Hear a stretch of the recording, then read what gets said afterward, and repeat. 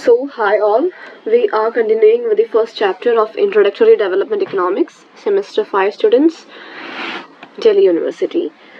So, here in this class, we'll be discussing Sustainable Development Goals and Millennium Development Goals. First, about the Sustainable Development Goals.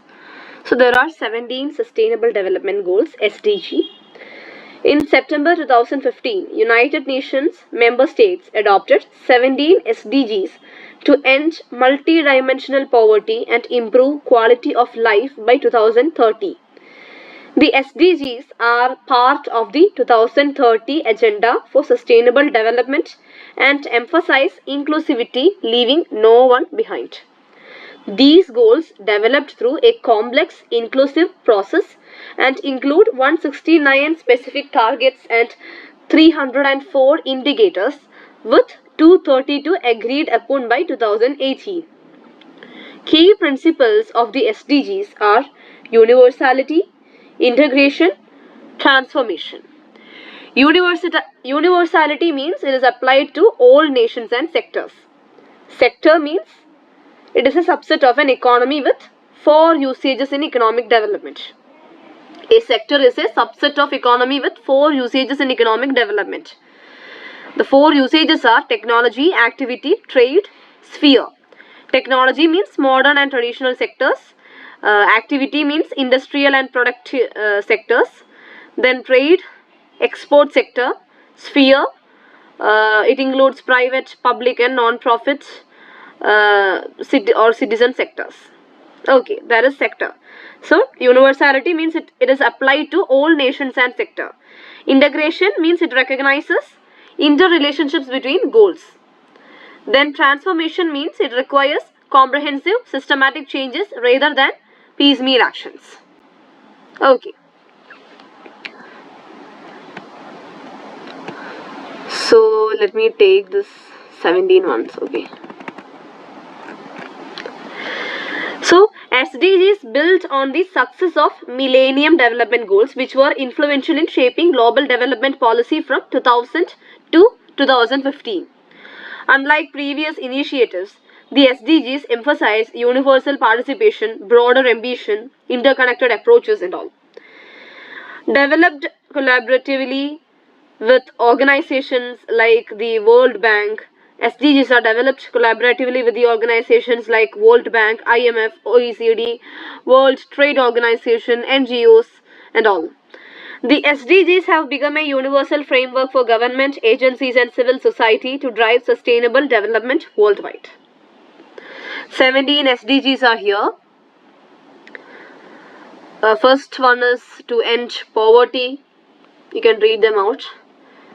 Then zero hunger. Then good health and well-being. Then quality education. Gender equality. Clean water and sanitation. Affordable and clean energy, decent work and economic growth, industry, innovation, infrastructure. Sorry, it is here. Yeah. So the 10th one. Okay. Sorry. Yeah, 10th one. Reduced inequalities. Then sustainable cities and communities. 12th one. Responsible consumption and production. Then we have climate action, life below water, life on water, life on land, life on land. Then peace, justice, strong institutions, the 16th one. Then 17th one, partnerships for the goals. Okay. These are the goal ambitions of each one. You can read it by yourself. There is nothing to explain here. So, what are the goals of SDGs? It is to bring a balance, social, economic, and environmental sustainability while ensuring inclusivity and global cooperation. Okay. So next we have Millennium Development Goals. So in 2000, the United Nations adopted 8 Millennium Development Goals, MDGs, to address global poverty and human development in development by 2015. These goals, created in collaboration with developing nation, global organizations like World Bank and IMF, represented a historic commitment to tackling multidimensional poverty.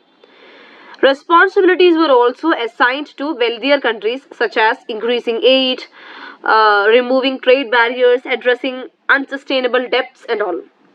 The MDGs focused on eradicating poverty, hunger, achieving universal education, promoting gender equality, reducing child and maternal mortality, combating diseases, ensuring environmental sustainability, and fostering global partnerships.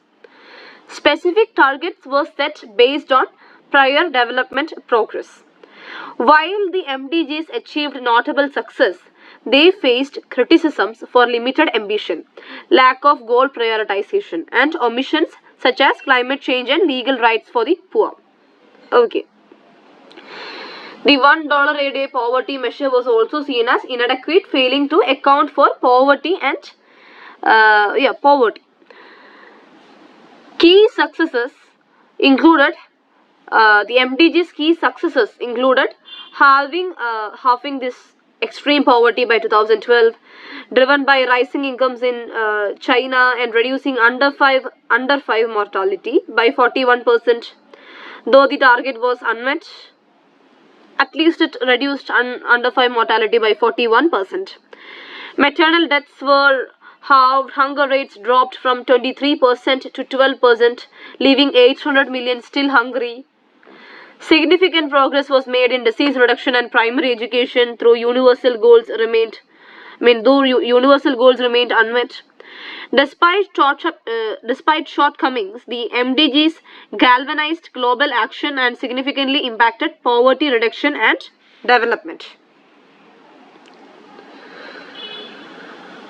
So, that's all about MDGs.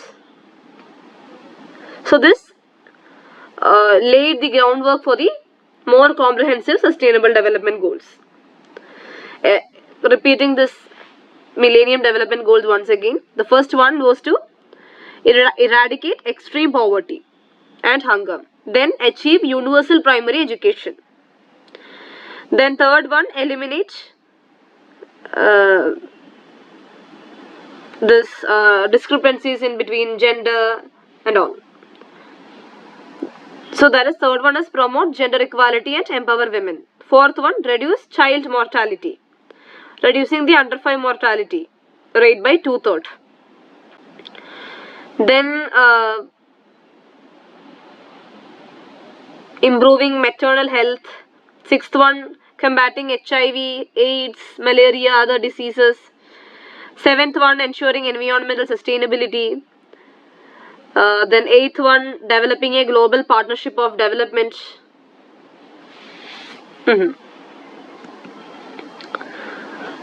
So next is implementing sustainable development goals.